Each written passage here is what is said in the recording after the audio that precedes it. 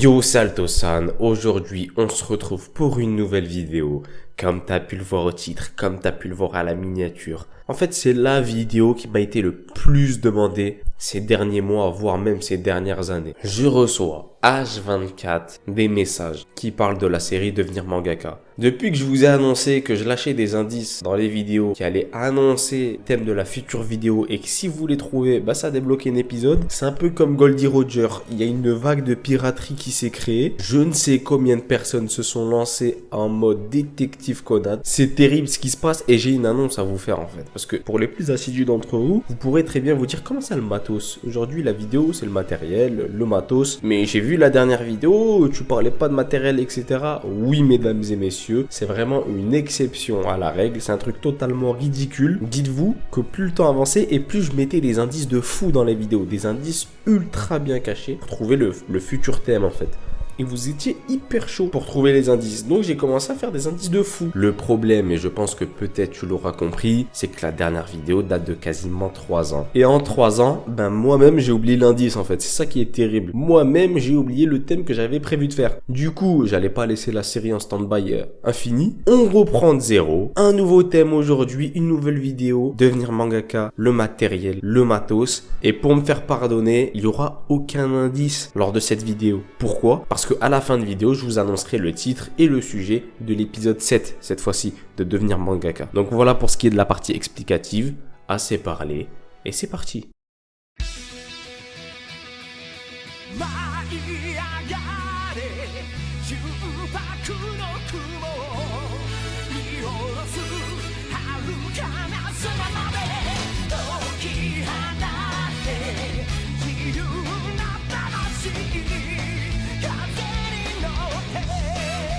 Devenir Mangaka est une série vraiment phare de la chaîne. Comme j'ai pu te le dire, si tu l'as regardé vraiment du début jusqu'à la fin, on a parlé de beaucoup de sujets, vraiment beaucoup de sujets, qui pour moi englobent vraiment assez bien la réalisation d'un manga. Cependant, la majorité de ces sujets sont des sujets un peu abstraits, un peu théoriques et pas pratiques. Là, aujourd'hui, on se retrouve vraiment pour parler d'un sujet pratique, matériel. C'est le matos. Car oui, toi qui pensais que juste il fallait savoir dessiner, etc. Et c'est bon, c'est parti, ça roule comme shoji, ça roule sur des roulettes. Non. Bien sûr que non, apprenti mangaka, le matériel est un défi essentiel, capital à surmonter si tu veux réaliser une œuvre de bonne qualité. Et oui, même si toi tu t'es dit, je dessine bien, etc., j'ai plus rien à maîtriser, je gère le game, c'est facile, machin. Ah bah non, le matériel est un nouveau point, un nouveau défi pour toi, car tu vas devoir le maîtriser et c'est loin d'être facile. Mais avant ça, c'est quoi le matériel d'un mangaka? Déjà, il faut savoir que là maintenant, voilà, on est dans une époque moderne, le matériel de dessin s'est diversifié de ouf. Et il y en a pour tous les goûts.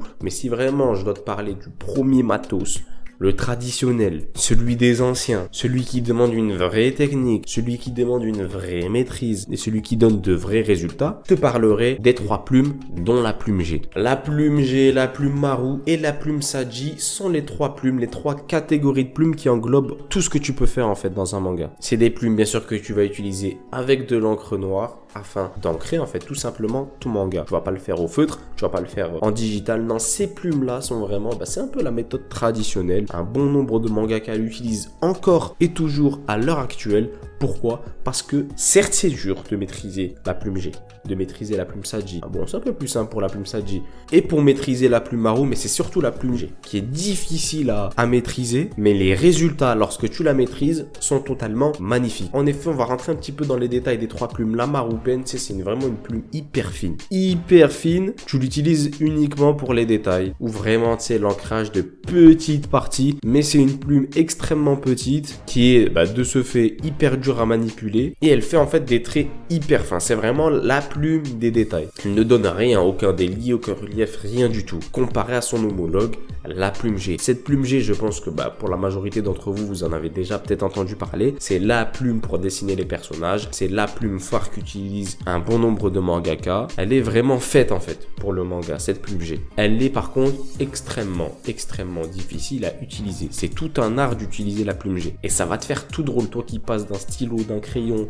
ou de je ne sais quoi, du digital, à passer à une plume G. C'est une plume qui va garder la même épaisseur en fait, en ligne droite, mais par contre, en fonction de la pression, elle peut te lâcher des déliés, des reliefs totalement fous. C'est elle qui permet de lâcher des moches reliefs dans les visages lorsque tu arrives vers le bas du menton, etc. Et en fait, pourquoi c'est une plume ultra utilisée, pourquoi c'est une plume ultra connue, c'est qu'en fait, il y a différents niveaux pour l'utiliser. Tu peux très bien être un débutant et l'utiliser plutôt pas mal, tu vois, tu lis, ça se passe bien, et être un putain de professionnel et l'utiliser aussi. Il y a une hyper grande marge de manœuvre en fait avec cette plume. Donc plus tu vas évoluer dans ton ancrage et plus avec cette plume, tu vas t'affiner, devenir plus fort et lâcher des ancrages du futur. Donc la plume G, c'est vraiment la plume essentielle à utiliser et à maîtriser le plus possible parce qu'une fois maîtrisée, elle te donne un résultat totalement fou. Et pour finir, il y a la plume Saji. Bon, vraiment la plume Saji, c'est ce que j'utilisais moi au tout début pour me faire un petit peu au monde des plumes, etc. Tu peux l'utiliser à multiples reprises. Alors là, avec celle-là, bon, t'oublies un petit peu les déliés que tu pourrais retrouver avec la J-Pen, mais c'est vraiment une plume, ouais, pour les débutants ou pour certains décors. Les lignes que tu vas tracer avec cette plume seront quasiment identiques en épaisseur, tu vois, c'est pas un truc de fou non plus, mais c'est vraiment, voilà, pour les débutants ou pour les décors, pour te faire un petit peu la main au niveau des plumes, etc. Si tu viens de commencer, bah la Saji-Pen, c'est un bon test. Et donc oui, ces trois plumes-là sont un matériel essentiel si tu veux devenir mangaka ou si tu veux faire réaliser un ancrage de qualité, un ancrage vraiment stylé. Mais par contre, et tu le sais très bien, il n'y a pas que ça comme matos, il y en a plusieurs. Car beaucoup d'entre vous ont essayé la J-Pen, beaucoup d'entre vous ont essayé ce monde des plumes là et se sont totalement craqués. Parce que c'est hyper dur, parce qu'il faut du matos, faut de l'encre, etc. etc. Et beaucoup se sont résignés en fait, ou même ont choisi parce que leur style propre correspondait plus à cela, et se sont tournés directement vers les feutres à pointe calibrée, les feutres 0,3 mm, les feutres etc. Les feutres 0,5, les feutres 0,3, les feutres 0,4. C'est vraiment, je pense, allez, l'un des matériels les plus répandus. Et je comprends pourquoi, tu vois. Toute ta vie, tu as dessiné au stylo, toute ta vie, tu as dessiné au feutre, toute ta vie, tu as dessiné au crayon de papier. Là, maintenant, on te lâche qu'il faut dessiner à la plume et à l'encre. C'est hyper compliqué, en fait, à maîtriser. Et bien sûr que, apparaît la solution des feutres à pointe calibrée. C'est des feutres, à ancrage, en fait, tout simplement. Tu sais, c'est comme un feutre noir. Et il y a plusieurs tailles, en fait. Plusieurs tailles de mine, allant d'un trait hyper gras à un trait ultra fin. Comme tu l'auras compris avec les feutres. Donc, t'oublies tout ce qui est délié, tout ce qui est effet. Non, là, ce feutre gardera la même épaisseur quoi qu'il arrive. C'est clairement le but recherché avec ce style de matériel. Et donc, c'est vraiment un matériel ultra facile à utiliser déjà de base. C'est ultra instinctif, tu vois, tu as des feutres allant du plus fin au plus gros. Quand tu dessines, tu vois, parce qu'il y a plein de galères que tu avais peut-être lorsque t'ancrais en fait avec les plumes, je sais pas, moi tu mettais ta main sur l'encre, l'encre coulait pas, t'essayais de colorer après par-dessus, l'encre commençait à baver de partout, bref, plein de galères que même moi personnellement j'ai eu en fait. C'est ultra dur d'ancrer en fait, c'est tout un mécanisme, c'est tout un chemin. Ah bah là en fait t'oublies, c'est juste un feutre, tac tu fais, tu dessines, ça devient sec instantanément, c'est ultra pratique, ultra instinctif, et donc oui c'est un matériel extrêmement répandu lui aussi, je pense même plus que la plume G. Et donc oui il y en a différentes façons, de différents styles. Il y en a, c'est vraiment en mode effet brush, t'ouvres le stylo, c'est limite un pinceau, tu vois. Il y en a d'autres, c'est des pointes vraiment dures pour faire de gros traits bien épais.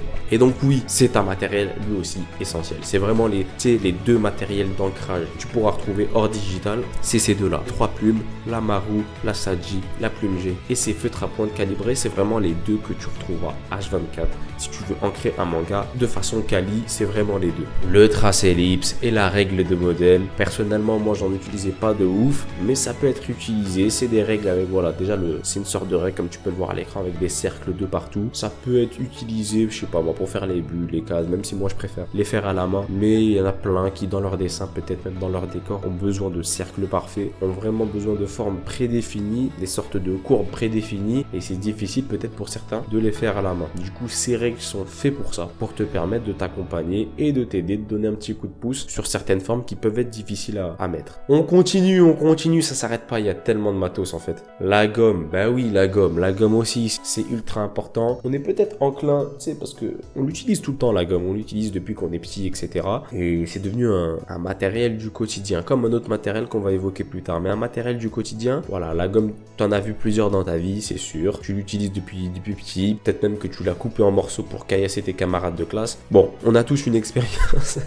différente avec la gomme, mais il faut une gomme de qualité, bien sûr, si tu veux faire du manga. Il faut une gomme efficace. Il faut une gomme qui puisse effacer de façon efficace le papier sans que tu le déchires en 1000 morceaux, sans que tu le froisses à 126 000 reprises. Il faut une gomme de qualité. Et pour ça, même dans les gommes, te dire à tel point le matos est en train d'évoluer de fou, même dans les gommes, il y a plusieurs types de gommes. Les deux plus connus gommes que tu peux retrouver sur le marché, c'est la Mono. C'est la Mono et la Staedtler. C'est vraiment les deux gommes les plus efficaces, tu vois. C'est vraiment les deux gommes. Tu n'auras pas besoin de faire je ne sais combien d'allers-retours pour effacer ton coup de crayon à papier. Non, là, c'est, tu vois, c'est ultra efficace, etc. Et il y a même ce qu'on appelle la gomme électrique. Et ça, par contre, c'est magnifique. Il fallait que quelqu'un invente cette machine et ils l'ont inventé. C'est pas non plus hyper cher. C'est la gomme électrique qui marche avec des munitions. La gomme électrique, c'est une gomme dite de précision. C'est une sorte de stylo, en fait, qui va faire sortir un petit bout de gomme pour vraiment effacer en précision une erreur de crayon à papier. Et donc là, déjà, on en a vu 3 déjà de gomme, mais il y en a une, c'est une 4e, la gomme, je pense, la plus spéciale. Il y a plusieurs marques qui la font, Maped, etc. C'est une gomme qui, oui, pour ceux qui ne le savent pas, ne laisse pas de traces, pas de copeaux. Donc en fait, c'est un peu, c'est pas comme de la pâte à modeler, mais si un peu en plus rigide. En fait, c'est une gomme qui ne laisse aucun copeau. Je sais pas, il y en a plein qui ont la haine d'à chaque fois devoir secouer leurs feuilles, ramasser les copeaux, les jeter, etc., etc. Ah bah, dis-toi qu'il y a une gomme qui permet de gommer sans laisser de copeaux. Et donc oui, au bout d'un moment, elle va noircir parce que bah, la trace de crayon de couleur, faut bien qu'elle aille quelque part. Si elle part pas dans les copeaux, c'est qu'elle part sur la gomme. Et au bout d'un moment, tu vas voir qu'elle va noircir, etc., qu'elle va peut-être être moins efficace. Quoi qu'il en soit, dans le choix de tes gommes, dans le choix des gommes que tu peux utiliser, il y a plusieurs gammes. Et il faut savoir que celle-ci existe aussi. Il y a vraiment la gamme des gommes classiques, comme je t'ai dit, la Staedtler, la Mono, c'est les deux le plus utilisés. La gamme de la gomme électrique et cette gomme-là qui ne laisse aucun copeau. C'est vraiment ultra intéressant. Et moi, je kiffe découvrir le matériel comme ça. Tu découvres des fois des innovations de fou en fait. Jamais de ma vie, j'aurais cru qu'un jour, ils allaient inventer une gomme sans copeau. Eh ben si, les fous, ils l'ont quand même fait. Voilà pour ce qui est des gommes. Et qui dit gomme, bien sûr, dit crayon à papier. Et ça aussi, c'est ultra important. C'est vraiment avec ça que tu vas faire ton storyboard, etc. Comme pour la gomme, il y a différents types de crayons à papier. Et quand je te parle de crayon à papier, vraiment, là, je te parle pas du verre que tu utilisais quand tu étais en 6e. Non, non, non, non. Je te parle pas du porte-mine que tu avais là, les porte-mines de couleur que tu avais au lycée. Non, non, non, là c'est vraiment d'un niveau au-dessus, d'une qualité au-dessus. Parce que ouais, les crayons à papier, qui dit gomme, dit crayon à papier. En fait, les deux sont liés. Si tu veux une gomme qui gomme bien, bah, il te faut un crayon de papier qui forcément n'agresse pas le papier en fait, tout simplement, lorsque tu dessines. Et moi qui ai un style plutôt agressif, plutôt rapide, j'étais obligé d'augmenter la qualité en fait, tout simplement. Alors là, vraiment, pour les crayons à papier, il y en a tellement de différents. Avec des références, tu sais... crayon mono HB, 2B, 5F, 100F, 5B, 3B, 2H, bref, il y a tellement de références en fait. Il va falloir tous les utiliser, tous les tester parce qu'ils sont tous différents en fait. Il y a des crayons à papier ultra secs, quand tu vas dessiner c'est ultra fin, etc. D'autres qui sont ultra gras et on dirait ils sont imbibés d'huile, bref c'est vraiment bizarre à expliquer. Et donc voilà, pour ceux qui ne l'avaient pas compris, je vais vous l'apprendre. Quand il y a écrit un crayon HB, pour savoir, c'est un crayon sec en fait. C'est une mine dure et sèche. Pourquoi? Parce que la signification de HB c'est hard black. Donc c'est du crayon qui est ultra dur et de couleur noire. Quand tu vois du 2B par exemple, c'est une mine beaucoup plus tendre, beaucoup plus grasse que la simple B en fait. La B elle est normale, la HB elle est vraiment dure et la 2B elle est vraiment beaucoup plus tendre et grasse en fait. Et ça tu le remarqueras directement. Moi je te conseille de prendre, il y a toujours des packs avec un de chaque, tu vois. Et c'est à toi avec ton style, ta façon de dessiner, de choisir le meilleur crayon. Car un crayon qui te correspond, bah, tu vas dessiner en fait de meilleure façon, que ce soit lors des storyboards, etc. Il faut vraiment te familiariser avec ce matériel. Je te demande pas de te ruiner, bien évidemment, mais il faut que tu y goûtes au moins un petit peu, par petits passages,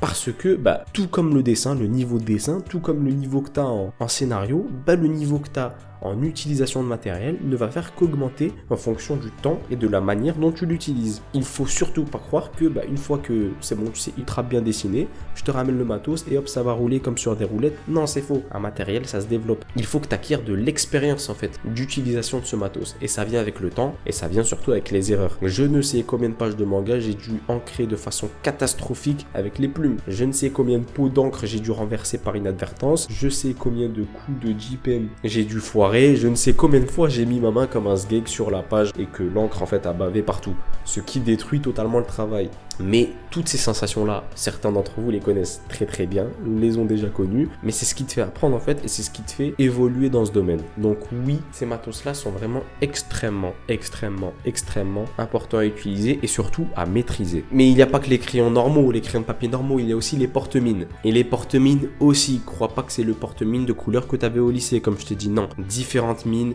de différents millimètres, de différentes puissances, etc.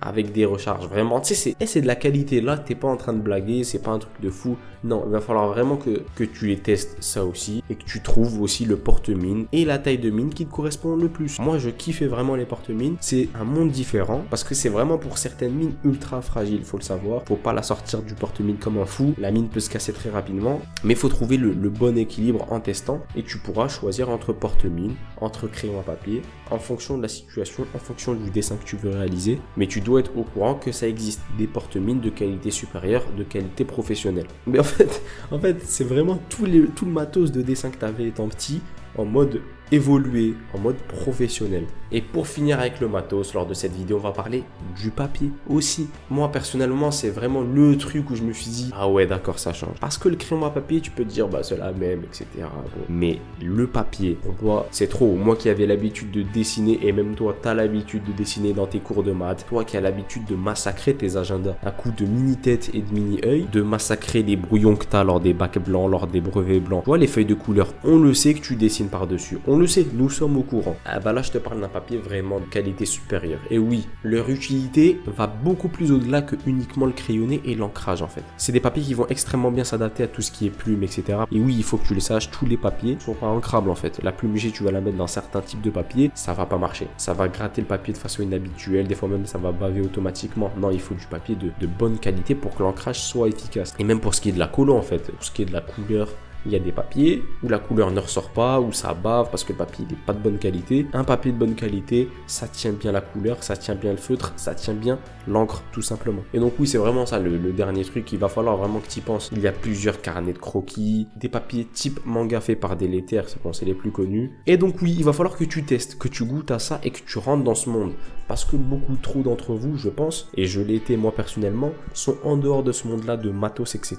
Et ils se disent, bah quand je serai prêt, etc.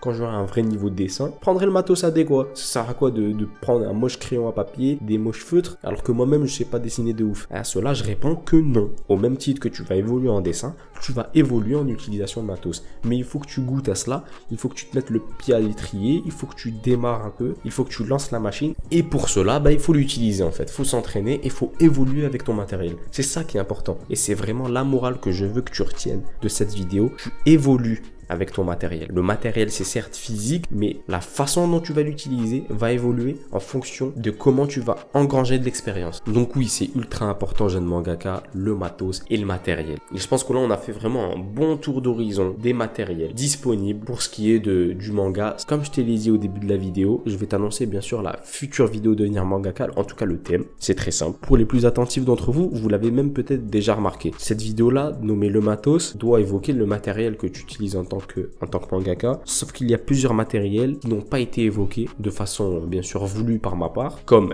les crayons de couleur, les trames, ou même le digital en fait, tout ce qui est tablette graphique. Et tu l'auras deviné, bien sûr, parce que je voulais vraiment faire une vidéo spécifique où on rentre vraiment dans tout ce qui est couleur, dans tout ce qui est tramage. Ça sera le thème de l'épisode 7. Prépare-toi pour l'épisode 7, ça va couper des trames à toute patate, couleur, jeu de lumière, jeu d'ombre, digital, tablette graphique, tout cela sera dedans. Donc en tout cas, j'espère que cette vidéo t'a plu. N'hésite pas bien sûr à liker, à t'abonner comme d'habitude pour soutenir la chaîne. Et on se retrouve très rapidement pour l'épisode 7 de la série Devenir mangaka. Cette fois-ci, il n'y a pas d'indice à chercher, c'est moi cadeau, je vous le donne. J'espère que la vidéo t'a plu. C'était Altosan. Ciao.